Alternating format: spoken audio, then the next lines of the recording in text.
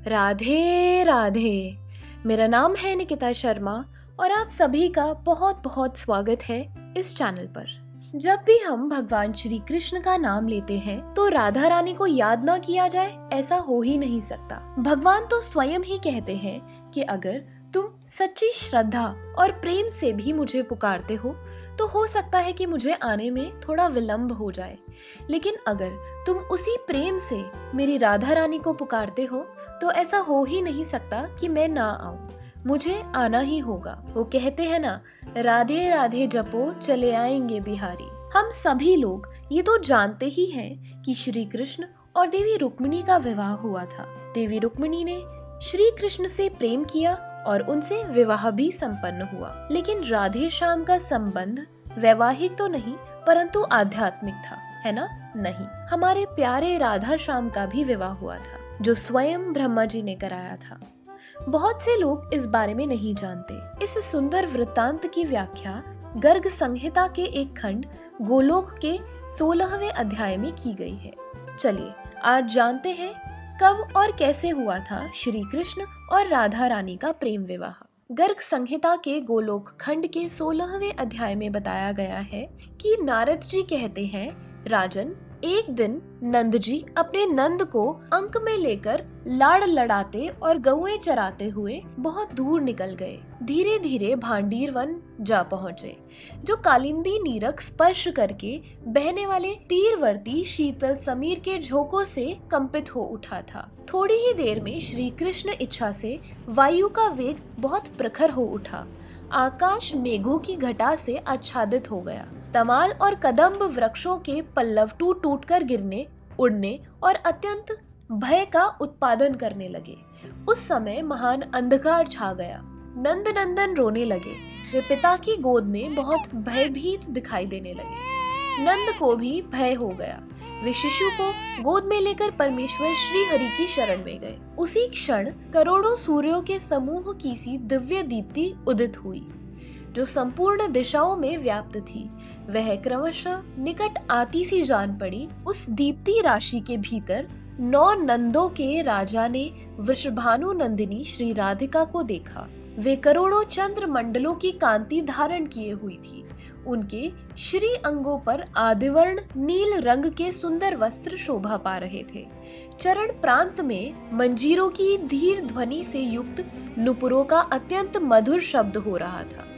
उस शब्द में कांची कलाप और कंडों की झनकार भी मिली थी। रत्नमय हार, मुद्रिका और बाजू बंदों की प्रभा से वे और भी उद्भासित हो रही थी। नाम के मोती की बुलाक और नकबेर की अपूर्व शोभा हो रही थी। कंठ में कंठा, सीमंत पर चूड़ामणि और कानों में कुंडल झलमला रहे थे। श्री राधा के दिव्य तेज से अभिभूत हो नंद ने तत्काल उनके सामने मस्तक झुकाया और हाथ जोड़कर कहा, राधे, ये साक्षात पुरुषोत्तम है। तुम इनकी मुख्य प्राणवल्लभा हो।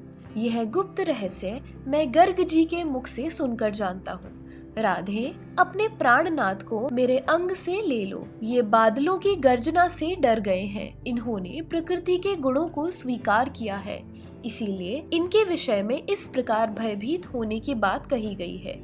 देवी, मैं तुम्हें नमस्कार करता हूँ। तुम इस भूतल पर मेरी यथेष्ट रक्षा करो। तुमने कृपा करके ही मुझे दर्शन दिया है। वास्तव में तो तुम सब लोगों के लिए दुर्लभ हो।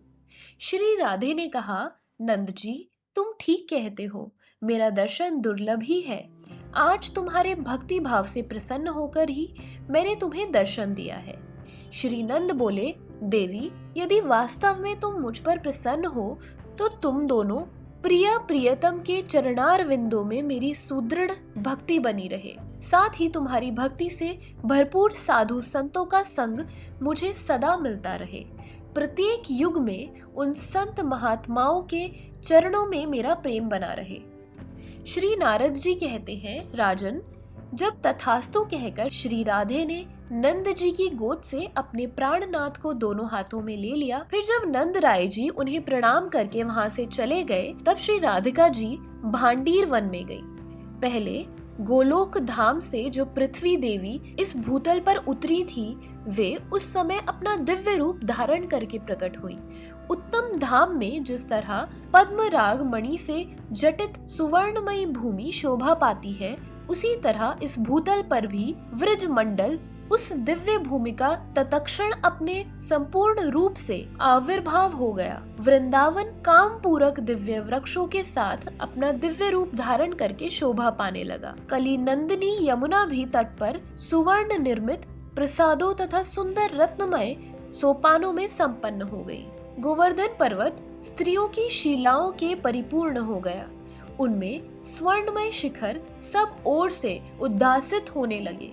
राजन मतवाले भ्रमरों तथा झरनों से सुशोभित कंदराओं द्वारा वह पर्वतराज अत्यंत ऊंचे अंग वाले गजराज की भांति सुशोभित हो गया।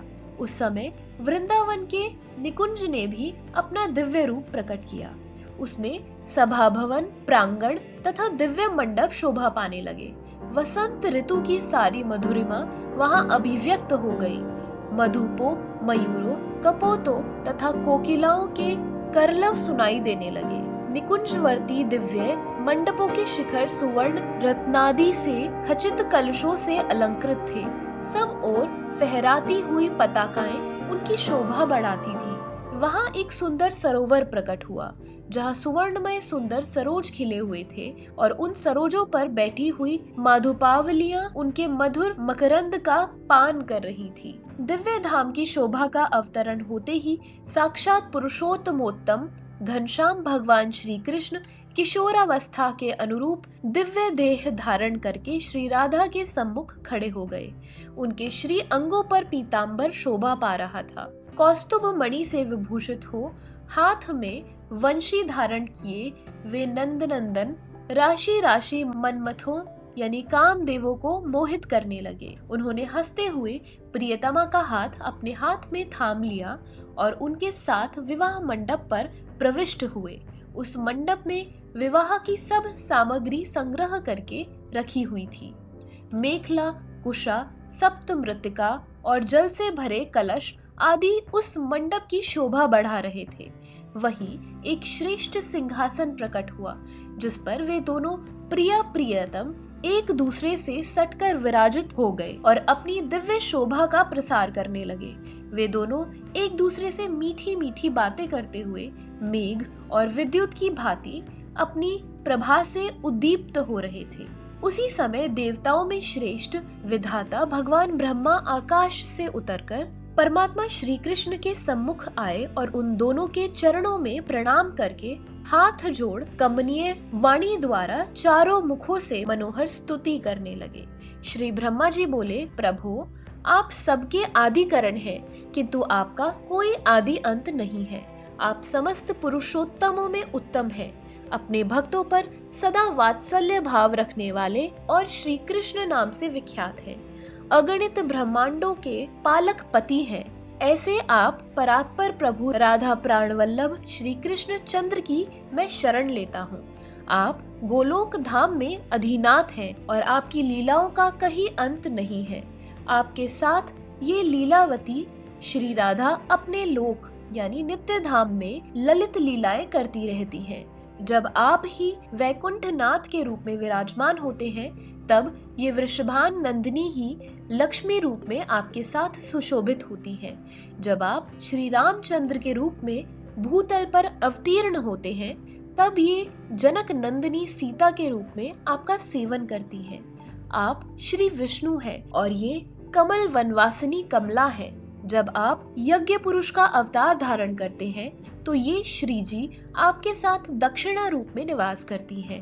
आप पति शिरोमणि हैं, तो ये पत्नियों में प्रधान है। आप नरसिंह हैं, तो ये आपके हृदय में रमा रूप में निवास करती हैं। आप ही नर नारायण रूप से रहकर तपस्या करते हैं। उस समय आपके साथ ये परम शांति के रूप में विराजमान होती हैं। आप जहाँ जिस रूप में रहते हैं, वहाँ तदन रूप देह धारण करके ये छाया की भांति आपके साथ रहती हैं। आप ब्रह्म हैं, ये तटस्था प्रकृति। आप जब काल रूप में स्थित होते हैं, तब इन्हें प्रधान यानी प्रकृति के रूप में जाना जाता है। जब आप जगत के अंकुर महान महात्म्य रूप में स्थित होते हैं, तब ये श्री राधा सगुणा माया रूप में स्थित होती हैं। जब आप मन, बुद्धि, चित्त और अहंकार इन चारों अंतःकरणों के साथ अंतरात्मा रूप में स्थित होते हैं, तब ये श्री राधा लक्षणावृत्ति के रूप में विराजमान होती है। जब आप विराट रूप धारण करते हैं, तब ये अखिल भूमंडल में धारणा कहलाती है। पुरुषोत्तमोत्तम आपका ही श्याम और गौर द्विविध तेज सर्वत्र विदित है। आप गोलोक धाम के अधिपति परमात्मा परमेश्वर हैं। मैं आपकी शरण लेता हूँ। जो इस युगल रूपी उत्तम स्तुति का सदा पाठ करता है, वह समस्त धामों में श्रेष्ठ गोलोक धाम में जाता है और इस लोक में भी उसे स्वभावतः सौंदर्य, समृद्धि और सिद्धियों की प्राप्ति होती है। यद्यपि आप दोनों नित्य दंपत्ति हैं और परस्पर प्रीति से परिपूर्ण हैं, परात्पर होते हुए भी एक दूसरे के अनुरूप रूप धारण करके लीला विलास करते हैं। तथापि मैं लोक व्यवहारिक सिद्धि या लोक संग्रह के लिए आप दोनों की वैवाहिक विधि संपन्न करवाऊंगा। श्री नारद जी कहते हैं, राजन, इस प्रकार स्तुति करके श्री ब्रह्मा जी ने उठकर कुंड में अग्नि प्रज्वलित की और अग्नि देव के सम्मुख बैठे हुए उन दोनों प्रिय प्रियतम के वैदिक विधान से पाणी ग्रहण संसार की विधि पूरी की। यह सब करके ब्रह्मा जी ने खड़े होकर श्री हरि और राधिका जी से अग्नि देव की 7 परिक्रमा करवाई। तदंतर उन दोनों को प्रणाम करके वेदवेत्ता विधाता ने उन दोनों से 7 मंत्र पढ़वाए। उसके बाद श्री कृष्ण वक्ष स्थल पर श्री राधिका का हाथ रखवाकर और श्री कृष्ण का हाथ श्री राधा जी के पृष्ठ देश में स्थापित करके विधाता ने उनसे मंत्रों का उच्च स्वर में पाठ करवाया। उन्होंने राधा के हाथों में श्री कृष्ण के कंठ में एक केसर युक्त माला पहनवाई, जिस पर भ्रमर गुंजार कर रहे थे। इसी तरह श्री कृष्ण के हाथों से भी वृषभानु नंदिनी के गले में माला पहनवाकर वेदज्ञ ब्रह्मा जी ने उन दोनों से अग्निदेव को प्रणाम करवाया और सुंदर सिंहासन पर उन अभिनव दंपत्ति को बैठाया। वे दोनों हाथ जोड़े मौन रहे। पितामह ने उन दोनों से 5 मंत्र पढ़वाए। जैसे पिता अपनी पुत्री का सुयोग्य वर के हाथ में दान करता है, उसी तरह उन्होंने श्री राधा को श्री कृष्ण के हाथ में सौंप दिया। राजन, उस समय देवताओं ने फूल बरसाए और विद्याधारियों के साथ देवांगनाओं ने नृत्य किया। गंधर्वों, विद्याधरों, चारणों और किन्नरों ने मधुर स्वर से श्री कृष्ण के लिए सुमंगल गान किया। मृदंग, वीणा, मुरचंग, वेणु, शंख, नगाड़े, दुंदुभी तथा करताल आदि बाजे बजने लगे तथा आकाश में खड़े हुए श्रेष्ठ देवताओं ने मंगल शब्द का उच्च स्वर से उच्चारण करते हुए बारंबार जय जयकार किया। उस अवसर पर श्री हरि ने विधाता से कहा, ब्राह्मण, आप अपनी इच्छा के अनुसार दक्षिणा बताइए। तब ब्रह्मा जी ने श्री हरि से इस प्रकार कहा, प्रभु, मुझे अपने युगल चरणों की भक्ति ही दीक्षा के रूप में प्रदान कीजिए। श्री हरि ने तथास्तु कहकर उन्हें अभीष्ट वरदान दे दिया।